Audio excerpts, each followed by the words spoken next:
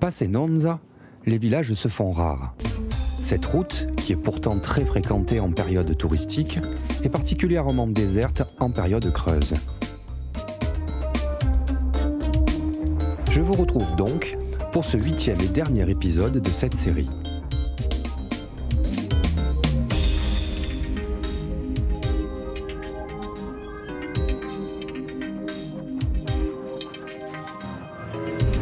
J'avais essayé de devancer les copains pour me positionner pour les filmer à leur passage. Mais je n'ai pas réussi à remonter tout le groupe et je n'en ai eu que quelques-uns. Et puis c'est reparti à notre vitesse de croisière. Le groupe s'était scindé en deux avec les plus rapides devant. Comme d'habitude, je dirais. Cela dit, sur cette route, faire des excès, c'est s'acheter un billet pour l'hôpital direct.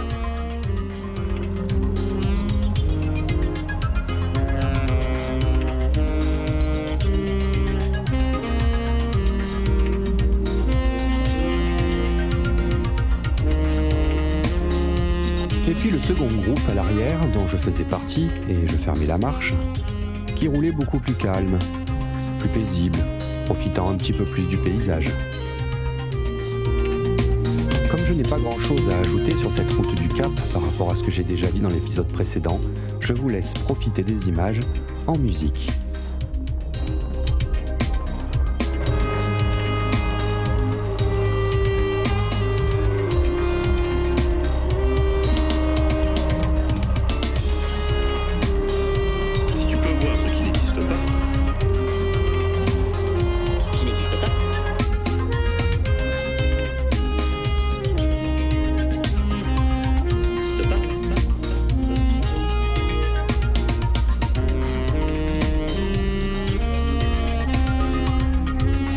Durant tout ce passage, je restais avec Gigi.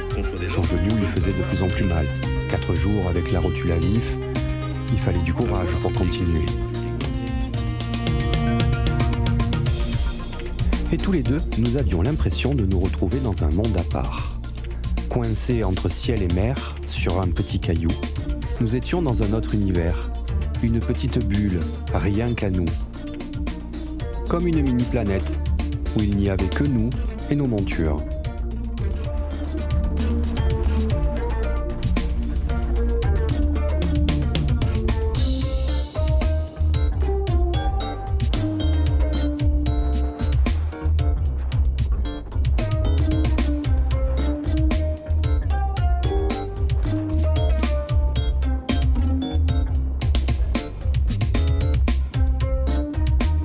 Et puis nous arrivons finalement au bout du cap.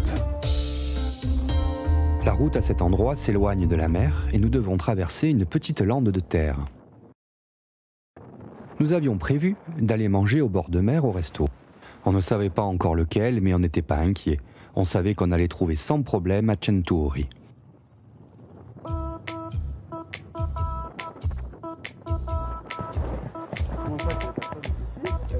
Et oui, je n'ai pas encore vu la mouche qui s'était écrasée sur l'objectif.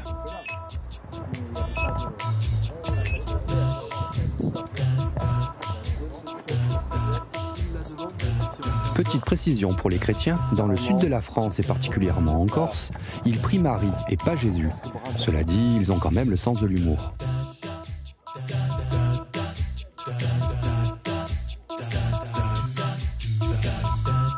Je profitais de la pause pour essayer de recharger mes caméras et faire quelques plans autour du restaurant.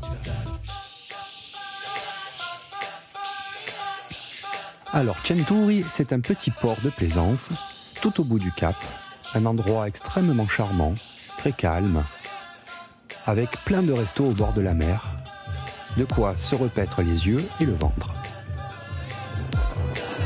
L'heure avançant, il fallait nous remettre en route. Nous devions traverser le cap, d'ouest en est, pour rejoindre la côte est, puis prendre vers le sud, vers Bastia.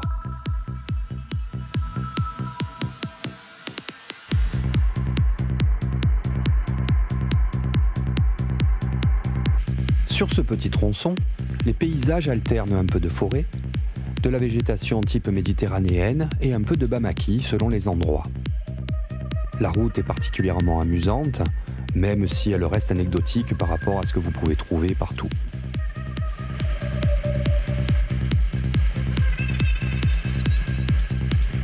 Lors de tout ce séjour, j'ai fait l'erreur de ne pas lancer l'enregistrement de notre trace GPS. J'ai utilisé, pour pouvoir tout recomposer précisément, l'historique Google qui l'enregistre par défaut. Cependant, comme nous avons tourné à l'endroit où nous nous arrêtions un peu tous les jours, ne serait-ce que pour faire quelques courses, les cartes ne sont pas exploitables en l'état et elles me demanderaient beaucoup de travail à tout recomposer. Aussi, je vous les partage en JPEG et pas en GPX. La prochaine fois, ce sera mieux, promis. Je profite de ce petit événement anecdotique qui nous est arrivé pour vous montrer exactement ce qu'il ne faut pas faire. Un troupeau de chèvres bloquait pas mal la route pour aller boire.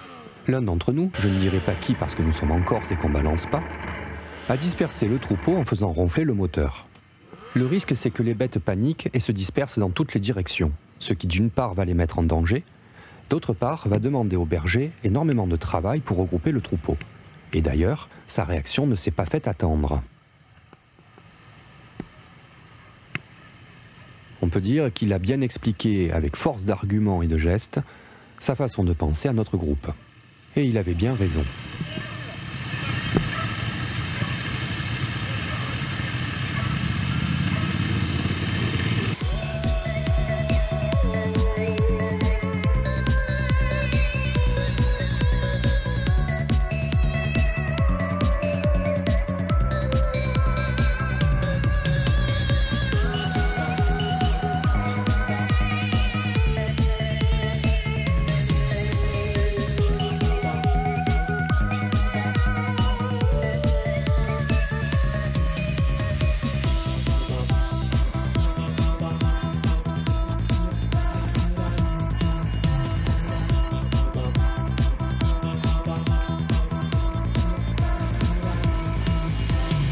J'ai beaucoup moins d'images de ce dernier tronçon, car d'abord c'était une zone touristique et moins intéressante, que le temps était en train de tourner et que la lumière n'était pas bonne, et que surtout, comme j'avais une caméra en moins et plus de carte mémoire, j'ai pas pu faire plus d'images.